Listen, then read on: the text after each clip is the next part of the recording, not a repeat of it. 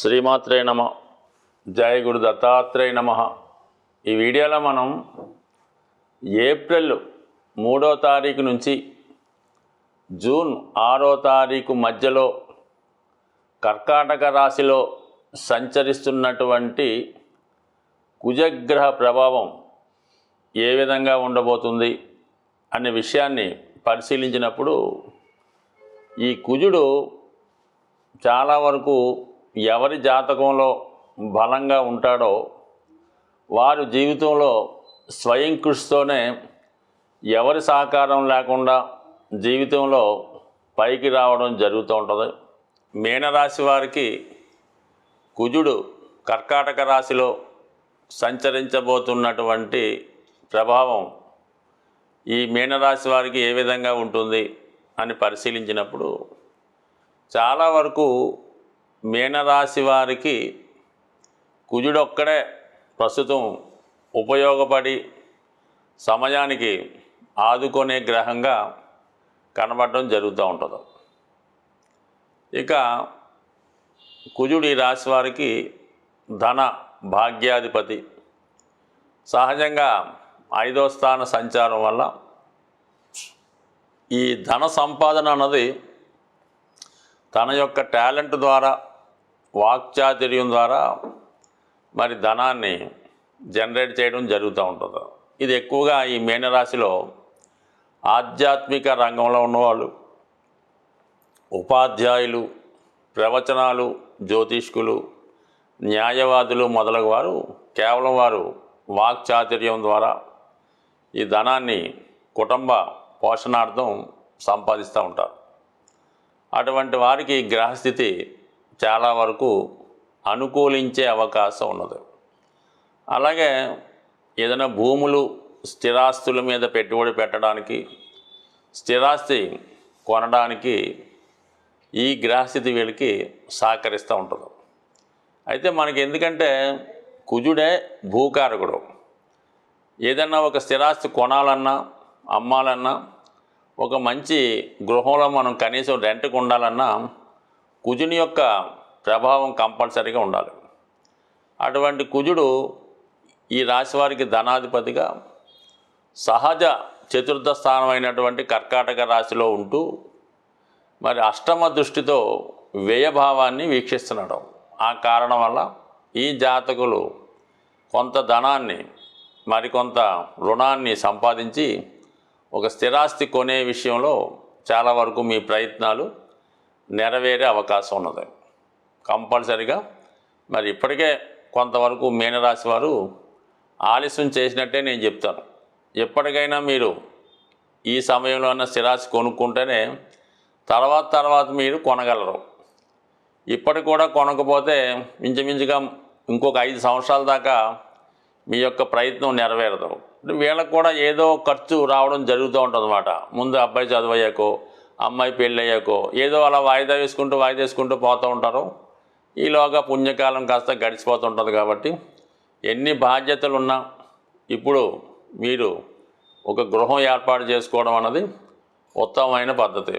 అలాగే ఇదే సమయంలో మీరు మీ పిల్లల యొక్క వివాహానికి కానీ ఉన్నత విద్య కొరకు కానీ ఎక్కువ ధనాన్ని వెచ్చించవలసి ఉంటుంది. ముఖ్యంగా ఇది విద్యా సంబంధించినటువంటి టైం కాబట్టి ఏప్రిల్ 3 జూన్ మధ్యకాలంలో ఈ మీనరాశిలో ఎవరైనా సరే వైద్య వృత్తిలో ప్రవేశిద్దామనుకున్న వారికి ఈ గ్రహస్థితి సంపూర్ణంగా సహకరించడం జరుగుతూ ఉంటుంది. సో ఆ కారణం వల్ల ఏంటంటే మీరు మరి కొద్దిగా కష్టపడటం వల్ల మళ్ళా మీరు ఈ సమయంలో మీరు కోరుకున్నటువంటి కళాశాలలో సీటు సంపాదించడం జరుగుతూ ఉంటుంది. మరి కొద్దిగా గ్రహస్థితి అనుకూలించకపోతే డొనేషన్ ద్వారా లేదా దూర ప్రాంతంలో మీరు ఈ విద్యా అవకాశాలు పొందడం జరుగుతూ ఉంటుంది. దాని తర్వాత ముఖ్యంగా ఏంటంటే హెల్త్. ఎవరైతే చాలా వరకు స్త్రీలు ముఖ్యంగా హెల్త్ పరమైనటువంటి ఇబ్బందులతో ఉన్నారో వారికి ఈ సమయంలో మరి ఏదైనా సర్జరీకి అవకాశం ఉంటుంది.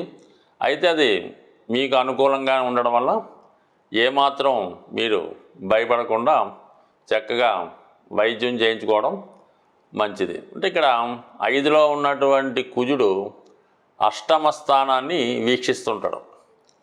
అష్టమం అన్నది ఆకస్మికంగా జరిగే సంఘటనలకు కారణమవుతుంటుంది. అది అష్టమం దీర్ఘ వ్యాధులకు కారణమవుతుంటుంది, లాంగ్ టర్మ్ డిసీజెస్ కారణమవుతుంటుంది. అప్పుడప్పుడు కొన్ని ప్రమాదాలకు కూడా అష్టమం కారణం అవుతూ ఉంటుంది. అయితే అటువంటి స్థానాన్ని కుజుడు వీక్షించడం వల్ల మీకు వాటి నుంచి బయటపడడం జరుగుతూ ఉంటుంది. సడన్గా మీరు ఏదో వైద్య పరీక్షలకు వెళ్ళినప్పుడు ఏదో వ్యాధి ఉందని తెలుస్తూ ఉంటుంది. అది ఇప్పటికే చాలా లేట్ అయిందండి, మీరు తొందరగా సర్జరీ చేయించుకుంటే మంచిదని డాక్టర్లు సూచించినప్పుడు మరి కంపల్సరీగా మీరు ఇటువంటి వైద్యాన్ని చేయించుకోవాల్సి ఉంటుంది. ఎందుకంటే కుజుడు సహజంగా 6వ భావానికి, షష్ఠ భావానికి కారకుడు అవుతుంటాడు. అష్టమం దీర్ఘ వ్యాధులకు కారణం అవుతుంటుంది, 12 హాస్పిటల్ ఏం చెప్తూ ఉంటుంది. అటువంటి అష్టమాన్ని, అటు వ్యయాన్ని, 12ని చూసినటువంటి కుజుడు మిమ్మల్ని సంపూర్ణ ఆరోగ్యవంతుల్ని చేసే ప్రయత్నంలో ముందుగా కొంత కష్టపెట్టడం, కొంత ధనాన్ని వ్యయం చేసే విధంగా ఉంటుంది. కాబట్టి మరి చక్కగా అనారోగ్య సమస్యతో ఉన్నవారు కుజుని యొక్క పరిహారం చేసుకోవడం వల్ల పెద్ద సమస్యల్లా చిన్న సమస్యతో పోయే అవకాశం ఉంటుంది. కుజుడితో పాటు రవిగ్రహం కూడా బలంగా ఉంటేనే కుజుడు ఇంకా తన యొక్క ఫలితాన్ని చాలా పవర్ఫుల్గా ఇవ్వడం జరుగుతూ ఉంటుంది. అంటే ఒక రాజ్యంలో రాజు ఎంత బలవంతుడై ఉంటే ఈ సైన్యాధ్యక్షుడు కూడా అంత పవర్ని కలిగి ఉంటాడు. కాబట్టి కామన్గా ఈ కుజుడు రవి యొక్క బలాన్ని బట్టి జాతకంలో పనిచేయడం జరుగుతూ ఉంటుంది. జాతకుడికి కానీ ఎవరికైనా అశాంతికి కారణాలు కామ, క్రోధ, లోభాలని, వీటి వల్లే ప్రతివాడు అశాంతికి లోనవుతుంటాడు.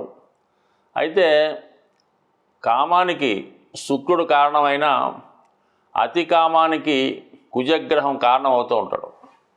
అంటే కామం అంటే ఒకే అర్థం కాదు, ఏదైనా సంపాదన, ఎసెట్ సంపాదించుకోవడం, ధనం సంపాదించడం, ఇవన్నీ కూడా దాని కిందకే రావడం జరుగుతూ ఉంటుంది. లోభం అన్నది ఏంటంటే అది పిసనారితనం.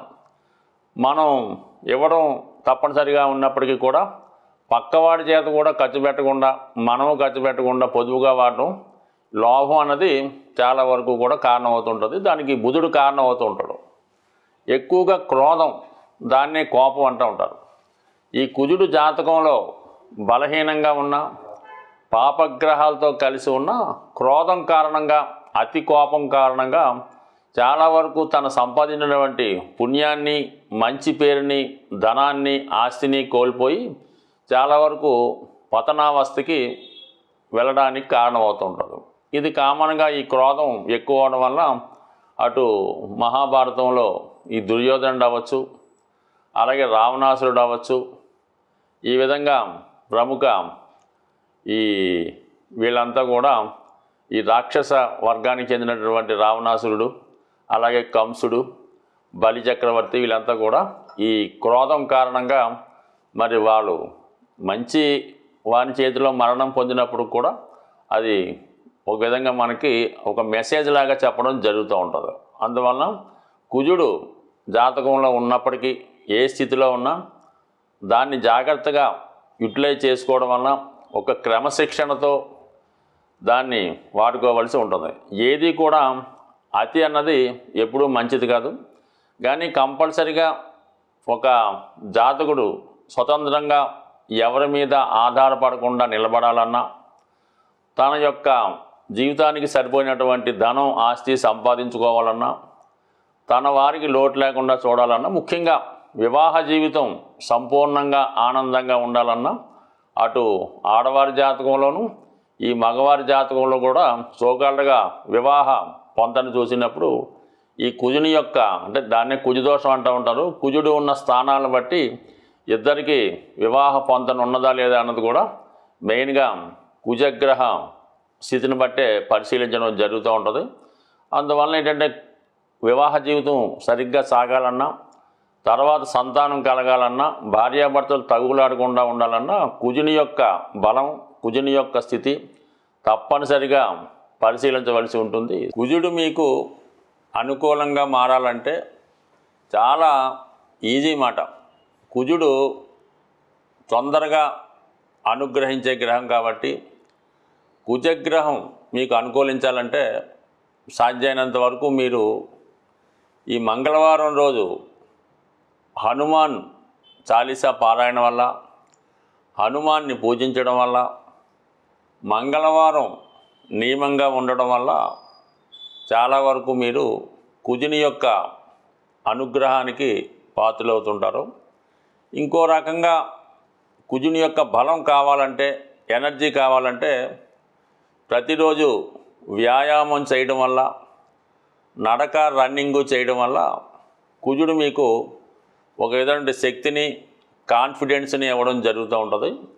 మరి ఇంకా ఎక్కువ కుజుని యొక్క శక్తి కావాలనుకున్నవారు ఏదైనా ఒక జిమ్ ట్రైనర్ ద్వారా ఆ ప్రయత్నం చేయడం వల్ల ముఖ్యంగా కాన్ఫిడెన్స్ పెరుగుతూ ఉంటుంది.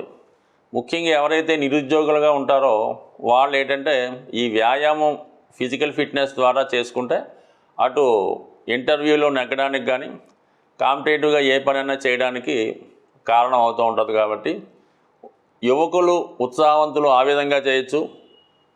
ఎక్కువగా స్త్రీలు హనుమంతుణ్ణి, సుబ్రహ్మణ్య స్వామిని పూజించుకోవడం, మంగళవారం నియమంగా ఉండడం వల్ల చాలా వరకు మీకు ఈ కుజగ్రహ అనుగ్రహం లభిస్తూ ఉంటుంది. దాని తర్వాత మనం చాలా విషయాల్లో ఓడిపోతున్నాం. ఏదన్నా ఒక భూమి కొనాలంటే అవ్వడం లేదు, అప్పులు తీరడం లేదు అనుకున్న వాళ్ళు కుజుని యొక్క అనుగ్రహం బలంగా ఉన్నవారితో మీరు స్నేహం చేయవలసి ఉంటుంది. అంటే ఆ కుజగ్రహం అనుగ్రహం ఎవరి మీద ఉంటుందంటే కేవలం ఈ యూనిఫారం వేసుకొని విధి నిర్వహణ చేస్తూ ఉంటారు కదా, ఎక్కువగా ఈ ఫారెస్ట్ డిపార్ట్మెంటు, ఈ పోలీస్ డిపార్ట్మెంటు, ఎక్సైజ్ డిపార్ట్మెంట్ వారితో, అందులో మీకు ఏదైనా దగ్గర బంధుత్వం, స్నేహం, మీతో చదువుకున్న వాళ్ళు ఉంటే వాళ్ళతో ఎక్కువ ఫ్రెండ్షిప్ చేయడం వల్ల, వాళ్ళతో రెగ్యులర్గా మీకు టచ్లో ఉండడం వల్ల ఏమవుతుందంటే ఆటోమేటిక్గా మీలో ఉన్నటువంటి కుజుడు యాక్టివేట్ అవ్వడం ద్వారా కుజుని యొక్క బలం పెరగడం జరుగుతూ ఉంటుంది. ఇక అన్ని రకాలుగా సమస్యలు అంటే వివాహ సమస్యతో ఉన్నవారు ఆంజనేయ స్వామిని తమలపాకులతో పూజ చేయవలసి ఉంటుంది. రుణ బాధలు ఉన్నవాళ్ళు ఆంజనేయ స్వామిని సింధూరంతో పూజ చేయవలసి ఉంటుంది. అంటే ఎదటివాడి యొక్క ఈర్ష్యకి, అసూయకి గురైన వాళ్ళు, పెద్ద పెద్ద ప్రాజెక్టులు పెట్టుకొని వాటిని పూర్తి చేయాలనుకున్నవారు ఆంజనేయ స్వామికి వడమాల సమర్పించడం ద్వారా, అలాగే శత్రుబాధలు పోవాలనుకున్నవారు ఆంజనేయ స్వామికి నిమ్మకాయల దండ, సంతానం కావాలనుకున్నవారు ఆంజనేయ స్వామికి వడమాల, ఈ విధంగా ప్రతిదానికి కూడా ఈ స్వామివారి దగ్గర పరిహారాలు ఉన్నాయి. అవి నమ్మకంతో చేయవలసి ఉంటుంది. మన శక్తి కొలది చేయవలసి ఉంటుంది. అంటే శక్తి కొలది అన్నప్పుడు ఎలా ఉంటుందంటే ఏదో చిన్న విద్యార్థి ఉన్నాడు, చాలా బీద కుటుంబం, వాడు ఏదో కొద్దిగా ఒక 21 తమలపాకులతో పూజ అయినా సరిపోతుంది.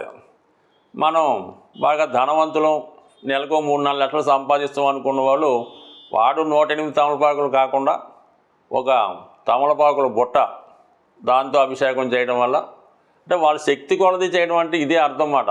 దానివల్ల అలా చేయాలి తప్ప అది మనం ఒకరితో పోల్చుకోకుండా మన శక్తి ఎంతవరకు అనుకరిస్తుందో మనస్ఫూర్తిగా ఏదైనా ఇటువంటి పరిహారం మీరు చేయడం వల్ల శీఘ్రంగా మీకు స్వామి యొక్క అనుగ్రహం లభించే అవకాశం ఉంది. బట్ ఏదైనా భూమి దక్కాలంటే ఆంజనేయ స్వామి అనుగ్రహం తప్పనిసరిగా ఉండాలి. కాబట్టి సాధ్యమైనంత వరకు ఈ భూమి కావాలనుకున్న వాళ్ళు ఆంజనేయ స్వామిని పూజించుకోవడం, కుజగ్రహ అనుగ్రహం కోసం మంగళవారం నియమంగా ఉంటూ, మరి ఈ మధ్యకాలంలో వస్తున్నటువంటి ఈ కరుంగలి మాల ధరించడం వల్ల కానీ, 3 ముఖాల రుద్రాక్ష ధరించడం వల్ల కానీ, లేదంటే ఈ పగడం, మంచి జాతి పగడం దొరికినప్పుడు దాన్ని ఉంగరంగా ధరించడం వల్ల కానీ, లేదా ఇవన్నీ కానప్పుడు కాపర్తో తయారు చేసినటువంటి కడియం కానీ, ఉంగరం కానీ ధరించడం వల్ల, రాగి గ్లాసులో వాటర్ తాగడం వల్ల, రాగి పాత్రలు ఉపయోగించడం వల్ల కూడా కుజగ్రహ అనుగ్రహం ఉంది. కుజగ్రహం అనుగ్రహం ఉన్నవాడికి రుణాలు అయితే ఉండవు. స్వస్తి.